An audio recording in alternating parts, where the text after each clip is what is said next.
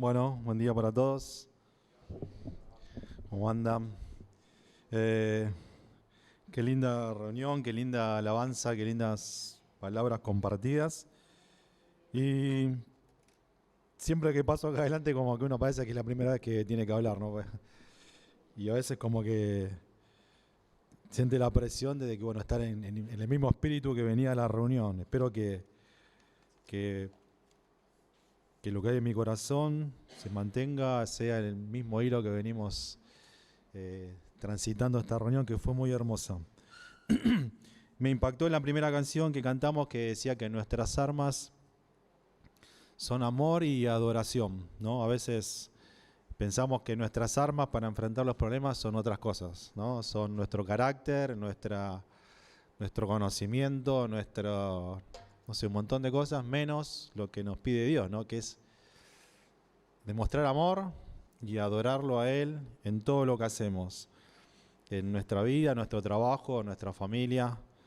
Tiene que ser una vida de adoración, una vida que refleje, que a veces, como le decía a uno de los chicos esta semana, somos el reflejo de Dios acá en la tierra. Nosotros tenemos que reflejar a Dios. Los demás tienen que ver a Dios en nosotros.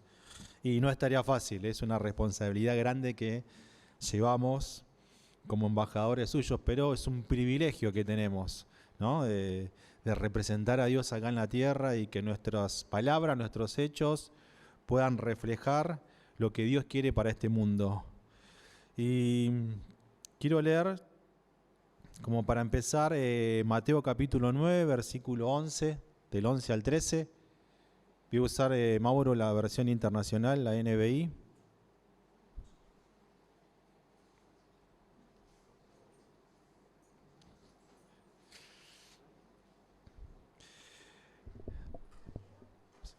San Mateo capítulo 9, o Mateo, según la versión de la Biblia,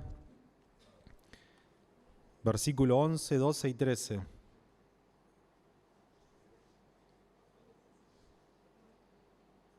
Bien.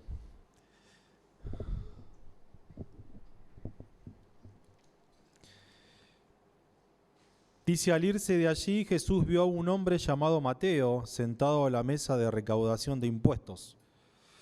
Sígueme, le dijo. Mateo se levantó y lo siguió. El versículo 10 dice, perdón, empecé antes, perdón, Mauro. Empecé en el versículo 9, ¿no? A ver, ¿sí? ¿Está bien o dije cualquier cosa? Dice: mientras Jesús estaba comiendo en casa de Mateo, muchos recaudadores de impuestos y pecadores llegaron y comieron con él. Y sus discípulos, Cuando los fariseos vieron esto, le preguntaron a sus discípulos, a los discípulos de Jesús, ¿por qué su maestro come con recaudadores de impuestos y con pecadores? Vamos a llegar hasta ahí nomás, ¿sí? Entonces, una situación particular que le pasó muchas veces a Jesús. Jesús compartía la palabra, compartía el evangelio, las buenas noticias, y había una disputa, ¿no?, entre los que sabían la ley, los que venían respetando la ley de Moisés, la ley de su pueblo, el pueblo de Israel, y esto que hacía Jesús continuamente. Le hablaba a personas que eran las personas rechazadas por la religión de ese momento. Sus mismos compatriotas, en este caso como Mateo, sus mismos compatriotas lo rechazaban, y Jesús se acercaba a esas personas, las personas que nadie en ese momento quería acercarse, ¿sí? Estaban siendo condenados socialmente.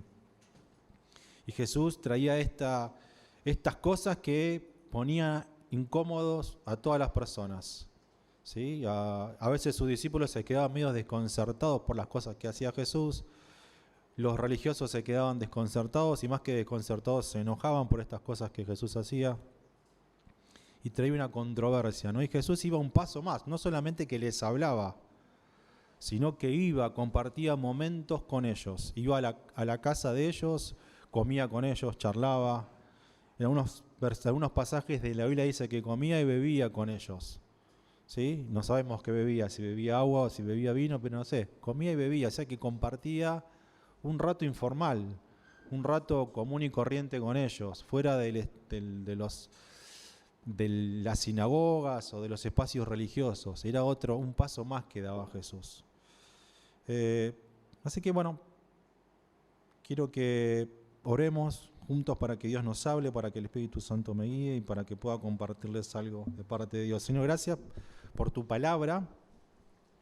Sabemos que tu palabra, Señor, es verdadera, que no hay error en tu palabra, Señor, que es única porque está inspirada por vos a través del Espíritu Santo, Señor. Y queremos que a través de tu Espíritu Santo también nos hables, nos guíes, nos toques nuestros corazones, que nos transformes, Señor, y que tu palabra nos transforme a nosotros, transforme nuestra manera de pensar y de actuar. Te damos gracias en el nombre de Jesús. Amén. Les confieso algo. Esta semana estaba medio en duda. Guti armó un cronograma de las personas que tienen que hablar y me había dicho que tenía que hablar yo. Y como que estuve en duda toda la semana. Y tengo que hablar yo, tiene que hablar otra persona.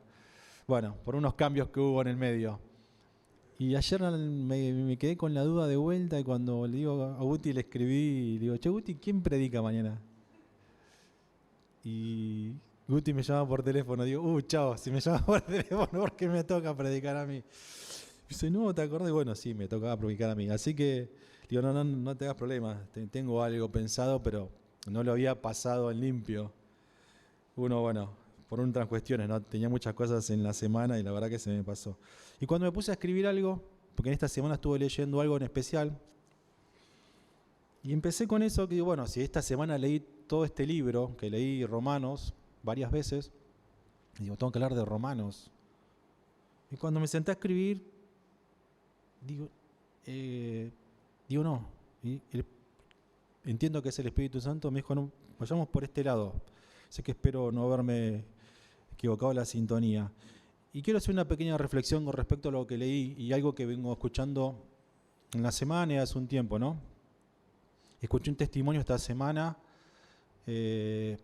específicamente de una persona trans, hablando con no es pastor, sino que es otra persona, una persona que tiene mucho conocimiento en la Biblia.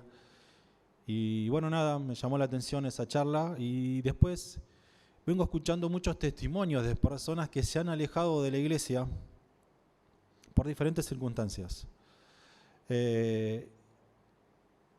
Y lo que entendí o lo que entiendo de muchos de estos testimonios que escuché es que muchos de ellos no están enojados con Dios en particular.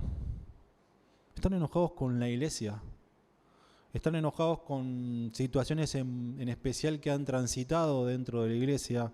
Muchos que han sido niños y adolescentes y han vivido en la iglesia, han sido de familias cristianas y en el momento de pasar de la adolescencia a la adultez han decidido abandonar ese estilo de vida. Entonces como que hay una corriente, entiendo yo, que es y más potenciada por el tema de la pandemia, de esto de, como que surgió de, ¿por qué hay que ir a la iglesia? ¿Por qué nos tenemos que juntar? Si la iglesia, como dijo Oscar, ojalá que, la verdad que es una bendición que Oscar pueda venir a hablar, ¿qué es la iglesia? Y muchos empezaron a preguntar esto, ¿qué es la iglesia? ¿Por qué voy a la iglesia? O la iglesia, entre comillas, si lo podemos después entender un poco más. ¿Hace falta que vaya a la iglesia? Entonces, como que hay muchas personas que la pandemia empezó a mover estos cuestionamientos que estaban quizás en lo profundo de su corazón, pero que nunca los reflotaron, y que la pandemia sacó a flote un montón de cuestiones. Y que creo que a todos, nadie puede negar de que nos hemos empezado a cuestionar ciertas costumbres que tenemos como iglesia, ciertas estructuras, ciertos mandamientos, cierto orden, ciertas tradiciones. Y muchos han abandonado esto porque han encontrado, estamos invadidos, primero que estamos invadidos de mucha información de todo tipo, y también estamos invadidos, creo yo, de mucha información sobre la Biblia. Estamos invadidos de muchos predicadores, de muchos maestros de la palabra, estamos llenos de reflexiones, de devocionales que nos comparten. Entramos a internet y podemos encontrar cualquier tipo de cosa. Hay cosas buenas, hay cosas malas, hay cosas más o menos. Creo que uno tiene que saber discernir qué es lo que tiene que tomar, ¿no? Pero estamos invadidos de palabra de Dios y a veces hemos encontrado que esas palabras de Dios que hemos recibido de otras personas con otro tipo de enseñanza han removido cosas en nosotros y nos han llevado quizás hasta cuestionar el lugar donde estamos congregándonos. Y en un punto creo que ha sido bueno eso, porque nos lleva a ver cómo estoy parado yo, qué creo yo, en qué creo, por qué confío en las personas que confío, por qué confío en mis pastores, por qué confío en mis líderes, por qué confío en lo que ellos me dicen. Lo que ellos me dicen es la verdad, lo que me comparten es la verdad. O es una verdad sesgada, es algo que ellos se acomodan para su propio interés. Y creo que en este buen cuestionamiento que hemos tenido, el diablo se ha metido ahí. El diablo aprovechó todo este momento de preguntas, de cuestionamientos, de dudas para quizás alejar a muchas personas de la iglesia. Y llevarnos a preguntarnos qué es la iglesia es una buena pregunta. Si no te preguntaste qué es la iglesia, es un momento para que te lo hagas. ¿Qué es la iglesia? ¿Qué función cumple? Y también veo que hay muchas personas que han aprovechado todo este movimiento de gente que se ha alejado de esta estructura de la iglesia tradicional para criticar a los pastores, para criticar las estructuras de la iglesia, para criticar las enseñanzas, para criticar las doctrinas. Y tenés un montón de gente agrupada, no en un lugar físico, sino en lugares virtuales a veces, juntándose a decir, sí, nosotros no queremos a la iglesia, pero creemos en Dios, pero rechazamos la iglesia. Y eso es como un arma de doble filo, entiendo yo, esos lugares de encuentro. Porque son muchas personas separadas y quizás el motivo de unión es algo no centrado en Dios, sino que es algo centrado en este enojo que tengo contra las personas, contra los pastores, contra la iglesia. Y hay que ver si eso lleva un buen fruto. No estoy cuestionando a nadie, sino que estoy planteando que a veces tenemos que ver cuál es nuestro motivo de juntarnos. ¿Por qué hacemos esto? Tiene que ser un motivo totalmente centrado en la búsqueda de Dios, no en lo que los demás hacen bien o hacen mal. Porque como dice un pastor, si buscás la iglesia perfecta y si la encontraste, no vayas, porque si vas vos la vas a arruinar. ¿Por qué? Porque nadie es perfecto. Nadie puede decirse, soy perfecto, voy a la iglesia. Entonces, si encontraste la iglesia, es un chiste, ¿no? Para que el que no lo entendió por las dudas. Si encontraste la iglesia perfecta, no vayas porque si vas vos la arruinás. Es un chiste para que digamos, no, yo no soy perfecto. O si uno se considera perfecto, bueno, tiene que empezar a meditar algunas cuestiones. Y en base a esto, perdón por el chiste, en base a esto, quiero compartir algo más que dijo Jesús, ¿no? Y quiero compartir 3 parábolas que dijo Jesús.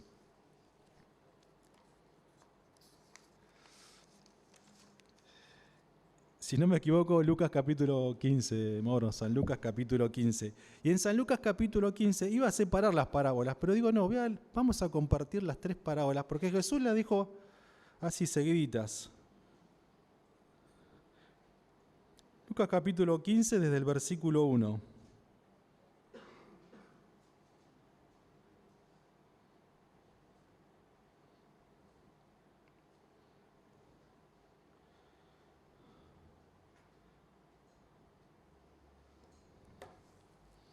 Bien, yo estoy usando la versión internacional por las dudas. Y dice así, muchos recaudadores de impuestos y pecadores se acercaban a Jesús para oírlo.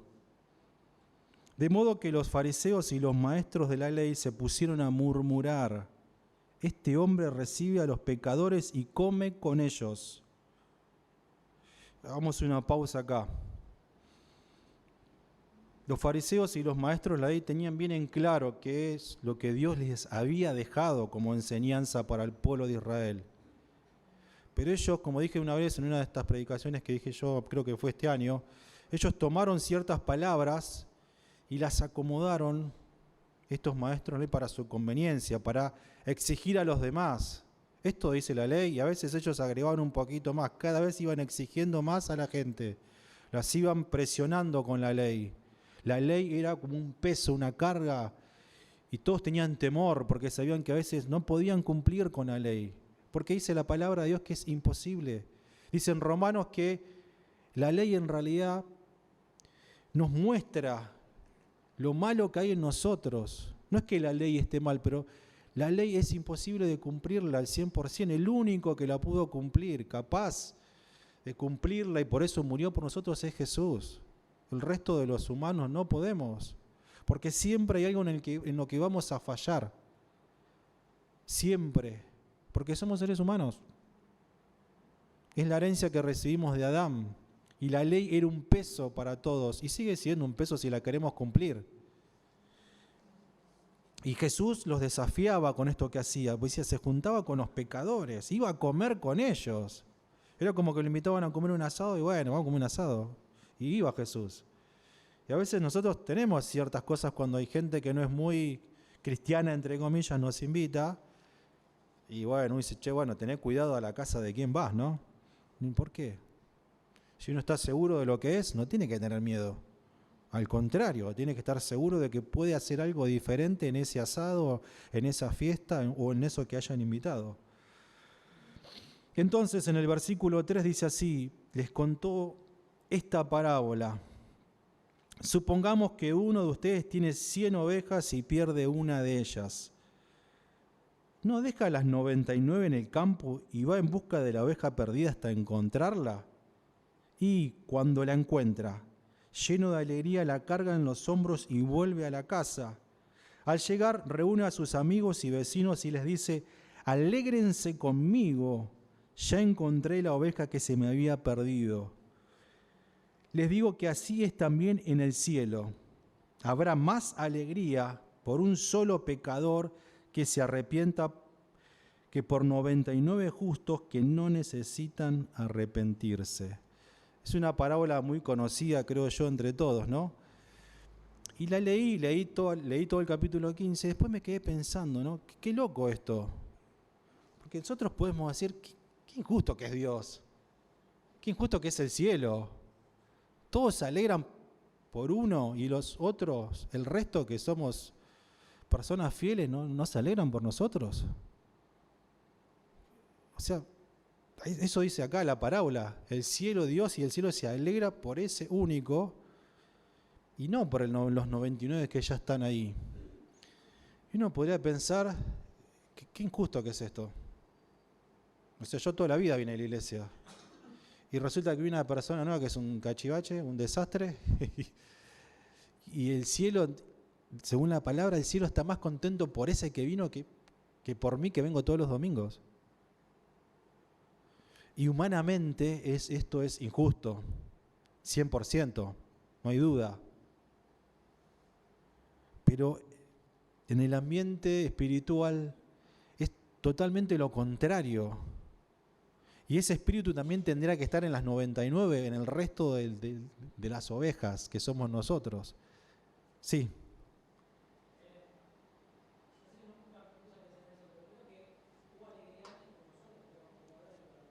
Bien, no me spoilees, Jorge.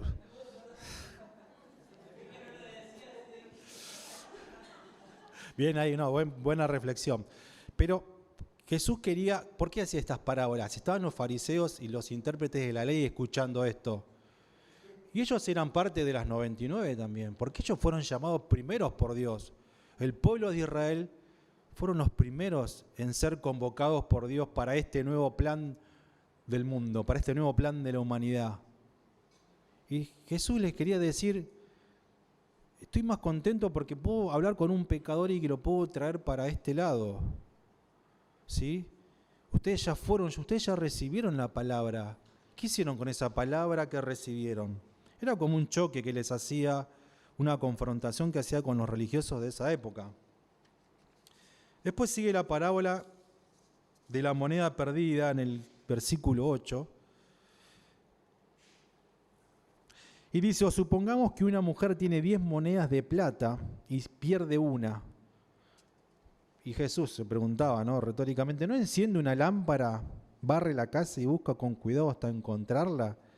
Y cuando la encuentra, reúne a sus amigos y vecinos y les dice, alégrense conmigo, ya encontré la moneda que se me había perdido. Les digo que asimismo se alegra Dios con sus ángeles por un pecador que se arrepiente. Y vuelve a resaltar esta idea de parte de Dios. Esas personas que se pierden las compara como algo valioso. Una moneda de plata en ese momento significaba mucho, ¿sí? Era como un tesoro. Algunos dicen que estas monedas de plata las recibían las mujeres cuando se casaban y era como un regalo especial de bodas. Y a veces los tenían reservado ahí y no lo usaban, salvo en un caso especial. Y cuando perdían uno de ese, era algo muy valioso para ellas. Era un tesoro especial, algo de un momento especial en su vida. Y perder eso era algo muy triste, muy grave. Y dice que Dios lo compara con eso. Cuando encontramos a alguien que está perdido y lo traemos de vuelta al reino de Dios. Pero Dios y los ángeles, resalta acá, se alegran por ese pecador que se arrepiente. Y de vuelta deja de lado al resto. Resalta la idea del pecador, pero no resalta la idea de los que ya están en ese reino. De vuelta como que los confronta a ellos y también podemos trasladarlo, a veces nos confronta a nosotros Jesús con estas parábolas. ¿No está contento Dios con nosotros? ¿No está contento Dios conmigo que se alegra más por un pecador? Y a veces hay personas que les hablamos y uno dice, bueno, este más o menos puede andar, puede ser cristiano. Lo único, a veces no le surge esa frase que dicen, a esta persona lo único que le falta es ser cristiano. Es tan bueno que lo único que le falta es ser cristiano. Entonces, como que encaramos a esas personas, y yo le tengo que predicar, porque esta es una persona muy buena. Y decimos, lo único que le falta es ser cristiano y ya está, es una excelente persona. Sin embargo, no es a los que Jesús apuntaba. Jesús apuntaba, no discriminaba a nadie, pero principalmente apuntaba a los que más necesitaban, no a los que casi estaban ahí entrando al reino de Dios.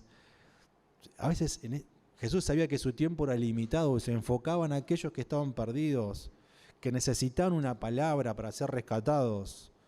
¿Sí? Amén. Y la última parábola, que es una parábola archiconocida, pero la vamos a leer igual, porque es una hermosa parábola, la del hijo perdido, la del hijo pródigo. En el versículo 11 dice, un hombre tenía 2 hijos, y esta parábola es una parábola fuerte en realidad. Es una parábola que fue directamente al choque con los fariseos y los maestros de la ley. Y a veces es un choque contra nosotros, los cristianos, esta parábola. Dice el versículo 12, el menor de ellos le dijo a su padre, papá, dame lo que me toca de la herencia. Así que el padre repartió sus bienes entre los 2. Poco después, el hijo menor juntó todo lo que tenía y se fue a un país lejano. Allí vivió desenfrenadamente y derrochó su herencia. Hago una pausa, después continúo. Fíjense que acá este padre no le cuestione nada a su hijo. No le dice, bueno, yo te di tantas cosas, yo hice esto por vos, yo te crié, yo te mantuve, Dice que el versículo siguiente dice, repartió la herencia, sin cuestionamientos. Esto es algo que Dios ha hecho con nosotros. Dios no nos tiene atados al reino de Dios.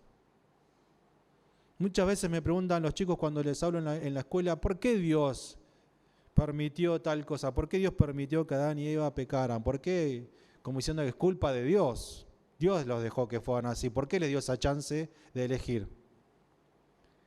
Y si no nos hubiera dado esa chance de elegir, no seríamos seres humanos, seríamos como cualquier otro animal que cumple repetidamente lo que tiene mandado por hacer.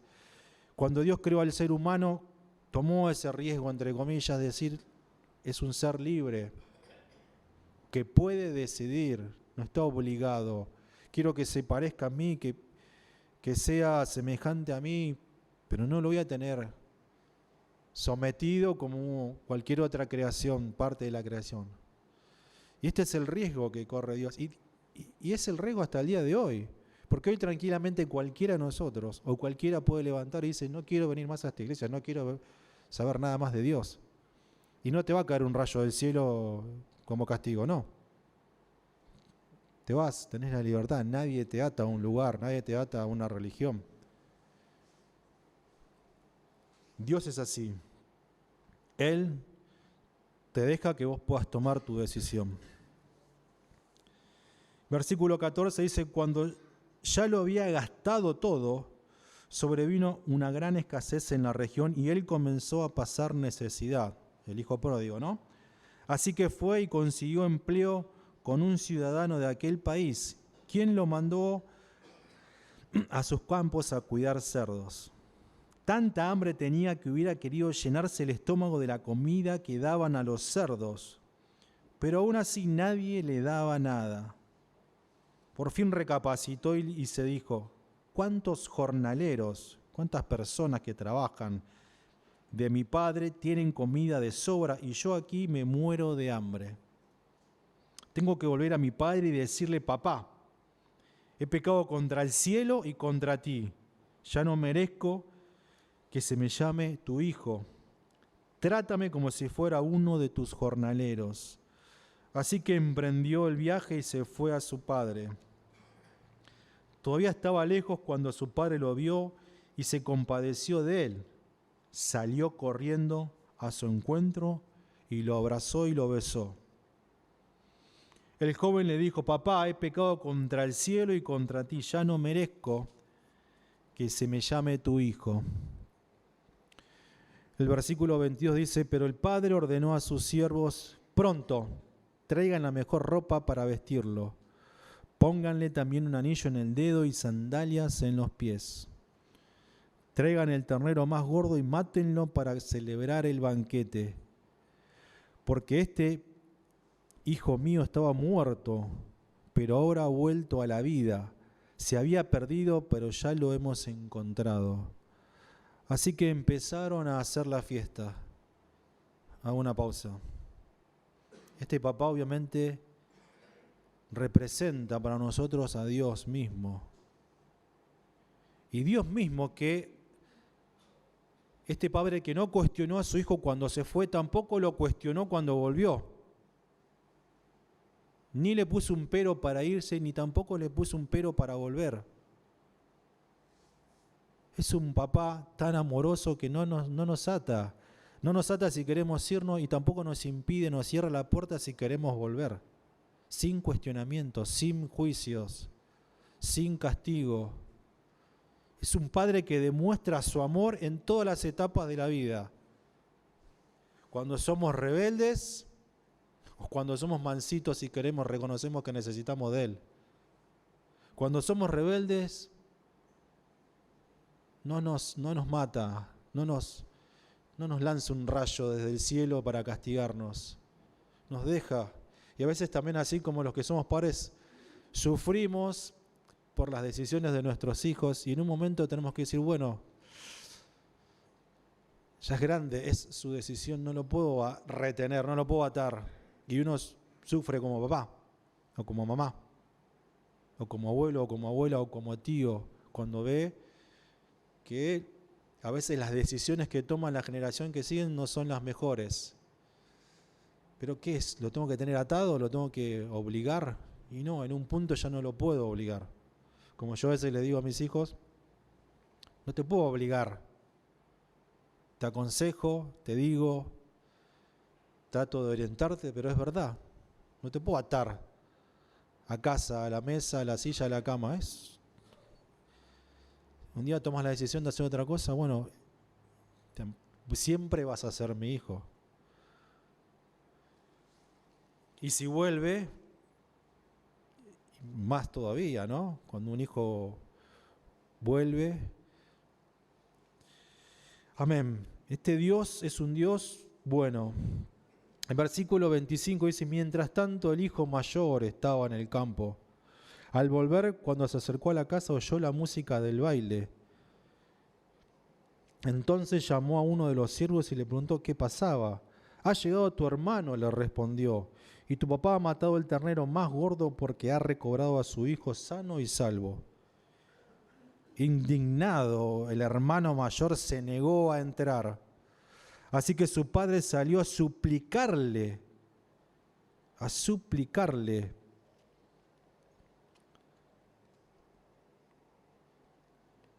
que lo hiciera. Versículo 29. Pero él le contestó, fíjate cuántos años te he servido sin desobedecer jamás tus órdenes.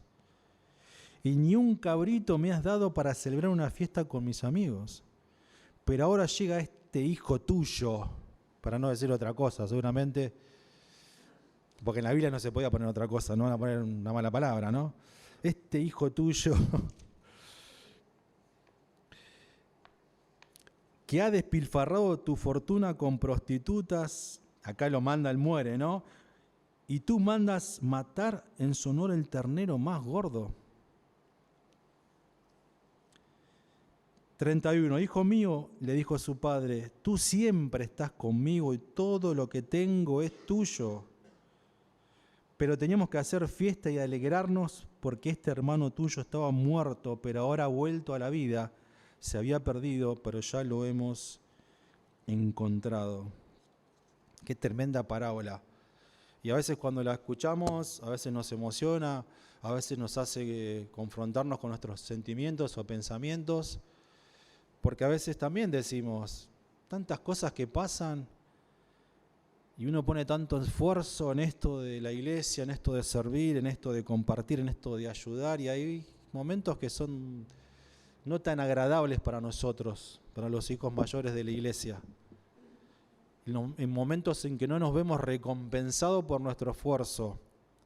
Y a veces creemos de que Dios es un Dios injusto, que exalta al que vino, al descarriado, al despilfarrador, al que hizo toda su vida cualquier cosa, y yo, que me esforcé por esto, no, Dios no me recompensa. Y ahí caemos en eso que Jesús le quería mostrar a los fariseos y a los intérpretes de la ley. Cuando queremos esforzarnos por cumplir la ley, fallamos. Cuando queremos agradar a Dios por las cosas que hacemos, fallamos. Porque quería enseñarle a Jesús que estamos en un tiempo de gracia de Dios, que no hay esfuerzo sobrehumano que pueda agradar a Dios. Lo único que agrada a Dios es un corazón arrepentido y humilde. Un corazón como el del hijo menor que se dio cuenta y reconoció, te fallé. No merezco la categoría de hijo, pero aceptame, aunque sea como una canción, aceptame, quiero entrar en el último lugar en el cielo, aceptame en el último banquito de ahí del cielo, quiero estar sentado. Y ese es el corazón. A veces esto lo vemos en la historia del rey David. Cuando uno analiza literalmente la historia del rey David, se mandó un montón de macanas grosas. Pero tenía un corazón que al toque reconocía, me equivoqué, pero y se humillaba delante de Dios, y lloraba, y ayunaba, y se postraba, y confesaba su pecado, y la actitud de su corazón era lo que conmovía a Dios. Esa actitud es la que se resalta muchas veces en la Biblia, que dice que David tenía un corazón que agradaba a Dios. Y uno dice, ¿cómo puede ser si David era un desastre? Su familia, ni te cuento. ¿Cómo puede ser que a Dios le agradaba a David? Pero era el corazón, era lo que había en su interior. Y esto es lo que Dios resalta en esta época de gracia que estamos viviendo. A veces queremos agradar a Dios diciendo, bueno, está bien, yo sé que me equivoqué, está bien, voy a esforzarme esta semana, cambio, no digo malas palabras, no me enojo, no voy a discutir. Y estamos queriendo agradar a Dios con un esfuerzo humano. Era lo que hacían los fariseos, querían agradar a Dios cumpliendo la ley estrictamente. Y Jesús les decía, no, no es así. Dios ya no quiere más sacrificios de sangre, eso ya no lo sacia más a Dios. Lo que a Dios le interesa es un corazón humilde, un corazón que reconozca que Él nos acepta a pesar de nuestros errores, a pesar de las cosas que hayamos hecho. Porque la vida cristiana es una vida también de sube y baja. Es una vida que nos equivocamos, que a veces estamos tristes, que a veces nos deprimimos, que a veces hacemos cosas que decimos, ¿cómo puede ser de tantos años de cristianismo hago esto? Y a veces pasa porque somos seres humanos, pero lo que vale es cómo está tu corazón delante de Dios, no lo que hagas. Después lo otro es consecuencia. Si nuestro corazón cambia, si nuestra forma de presentarnos ante Dios cambia, nuestra actitud va a cambiar y vamos a querer hacer cosas buenas, pero no por motus propio, sino porque Dios transformó en nuestro interior algo que nos va a llevar a hacer buenas obras. No al revés, buenas obras para que Dios transforme nuestro interior. Amén, ¿se entiende? Y volviendo un poco a la idea del principio, me quedé pensando esto del tema de las ovejas y el tema del hijo pródigo. Y dice que la palabra que las 99 quedan ahí en el redil. Y busqué la definición, a veces como hacemos los que tenemos que... Busqué la definición de redil, ¿no? Para ver qué significaba redil. Y lo anoté. Y el redil dice, uno va a la RAE, que es el diccionario de la Academia Española, dice redil, y es una definición recortita, dice aprisco cercado. Uy, esto me la complica más. ¿Por qué no me dicen específica? Tengo que buscar aprisco, porque ¿qué es? Bueno, vamos a buscar aprisco, porque aprisco aparece muchas veces en la Biblia, sí. Bien. Entonces busqué, porque uno tiene la idea, digo, pero voy a buscar la definición exacta, porque si no, digo, voy a tirar la palabra aprisco y va a saltar uno que la sabe y me mata. Entonces busqué la palabra aprisco, porque si no, vieron que estaba Oscar acá y ya me dijo la definición, iba a pasar vergüenza. Entonces, aprisco significa un paraje donde los pastores recogen el ganado para resguardarlo de la intemperie. Entonces digo, claro, que Jesús era un capo, la tenía clara. No es que dejó a las 99 ahí a la intemperie, no las dejó a la intemperie, no deja a nadie abandonado. El aprisco, el redil es ese lugar que Dios ya tiene preparado para nosotros. ¿Y cuál es ese lugar? Es la iglesia. La iglesia que somos nosotros. Es este lugar de resguardo.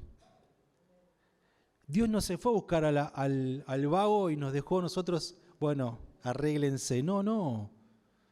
Dejó al rebaño en el redil, en el aprisco, que es un lugar preparado por Dios para cuidarnos, para resguardarnos de la intemperie. Dios no nos dejó abandonados, Dios nos deja en un lugar preparado, y ese lugar preparado es la iglesia, somos nosotros. Dios va a buscar al perdido, pero vos estás en un lugar privilegiado. Y la iglesia somos nosotros, y tenemos que estar nosotros también preparados dentro de ese redil, dentro de esa estructura que a veces renegamos. Dios puso las cosas ordenadas, no hizo las cosas así nomás. A veces renegamos de ciertas costumbres, pero hoy hay cosas que Dios avala porque Dios nos quiere cuidar. Por eso tenemos pastores que nos guían, por eso tenemos líderes, porque tenemos un lugar preparado para no estar a la buena de Dios, como diríamos ahí comúnmente en la calle. Y con respecto a la del hijo pródigo, el hijo vuelve a una casa, vuelve a un lugar de refugio, un lugar en el que se trabajaba, se dormía, se descansaba, en un lugar. Esas dos palabras nos marcan que los otros, las 99, el resto, estamos en un lugar seguro. Ese lugar seguro es la iglesia. Ese lugar seguro es donde Jesús nos fue preparando todo este tiempo, donde recibimos palabra de Él, donde compartimos alegrías y tristezas con el resto de nuestros hermanos. Por eso no es bueno estar solo, porque necesitamos de la compañía de los demás, necesitamos compartir nuestras cargas, como dice Leo, necesitamos de la guía de personas que Dios ha puesto para liderar, para que nos den una palabra, para que nos den un consejo, para que nos den una corrección. Dios, Jesús, nos dejó en ese redil, en ese lugar que nos resguarda del mundo, que el mundo nos ataca. El mundo va en contra de nosotros. Pero no tenemos que tener miedo. Dios tiene un lugar para nosotros. Y por eso, como dice en San Juan 3:16, nos amó de tal manera que ese cordero que sacrificó ahí en esa parábola representaba también a Jesús. Traelo, Jesús es el único que puede ser sacrificado por lo que vos hiciste, por lo que yo hice. Y no hay pecado que no pueda ser perdonado. Todas estas 3 parábolas lo que remarcan es el amor de Dios. Ese amor que no cuestiona. Ese amor que no te impide que te vayas ni tampoco te restringe que vuelvas. Es un amor que siempre está dispuesto a perdonarnos, a cubrirnos, a protegernos, a amarnos, a buscarnos, a ir por nosotros. Porque dice la palabra que no somos nosotros, es Dios que puso en nosotros, es Dios que, como dijo Oscar, nos eligió antes de la fundación del mundo. Dios salió en busca de nosotros y puso en nosotros un sentimiento de necesidad, de búsqueda de Él. No somos nosotros que tenemos que agradar a Dios, sino que Dios puso en nosotros eso. Y si estás pasando por un momento de prueba, que seguro que sí, de duda, lo primero que te digo es no te alejes de la iglesia. No te alejes del redil, este lugar que Dios preparó para nosotros. En todos lados vamos a tener problemas, diferencias, inconvenientes. Hay que sanarlos. Ese es un lugar preparado por Dios. Este es un lugar preparado por Dios para sanar nuestras heridas, nuestras emociones, nuestras cargas, para que se lleve todos nuestros temores. Y te invito, ahí en ese lugar, que oremos juntos. Si querés, el que está al lado tuyo, ponerle la mano. Oren unos por otros, como dice la Biblia, oremos unos por otros. Y hagamos esto que hizo el hijo pródigo, esto que hacía David, decirle: Señor, soy un fracaso. Vos ya me conocés, no hace falta, pero el Señor necesita decir: Señor, no te voy a engañar, te fallé en esto, siento que te defraudé en aquello. Y como dije al principio, no busquemos la perfección, no existe. Nuestras armas son amor y adoración. Amor y adoración, como dice la canción. Nuestras armas son amor y adoración. Amor, como dijo Jesús, amor a Dios en primer lugar, amor al prójimo y adorar a Dios. Las circunstancias buenas y las circunstancias malas también, más todavía. En los momentos de prueba que producen en nosotros este carácter, esta paciencia, esto que fruto del Espíritu Santo. Amén. ¿Oramos? Perdón si me extendí un poco. Si alguno quiere que oremos especialmente por algo, no tenga miedo en pasar. Acá está Gustavo, está Mónica, está Jorge allá atrás. Y no tenga miedo de decir: necesito oración por esto, ¿sí? No hay que tener vergüenza de reconocer que necesitamos ayuda especial. Señor, gracias por tu palabra. Gracias porque sos un Dios que no nos pone trabas. Sos un Dios que no nos cierra la puerta. Sos un Dios que no nos deja abandonados.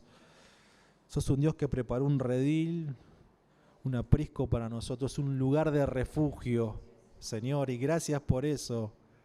Gracias porque veo en mis hermanos ese amor que refleja tu amor, Señor. Y si en algo te fallamos, Señor, te pedimos perdón. Me arrepiento de mi pecado, Señor. Me arrepiento, Señor, de mi orgullo. Señor, necesitamos de vos, necesito de vos, Señor. Señor, no quiero estar enojado como el hermano mayor, quiero regocijarme, Señor, por un alma nueva, un alma que te necesita. Y quiero regocijarme por el lugar en el que me pusiste, Señor. Gracias por tu pueblo, gracias por la iglesia que somos todos nosotros. Gracias por Jesús, que es la cabeza de la iglesia. Gracias, Señor, porque estamos ansiosos esperando su venida, su regreso, para que tu reino, Señor, venga completamente a este mundo, Señor. Que podamos transmitir tu palabra, Señor. Que podamos reflejar tu amor en cada lugar que nos toque ir, Señor. Que seamos unos excelentes embajadores tuyos. Amén.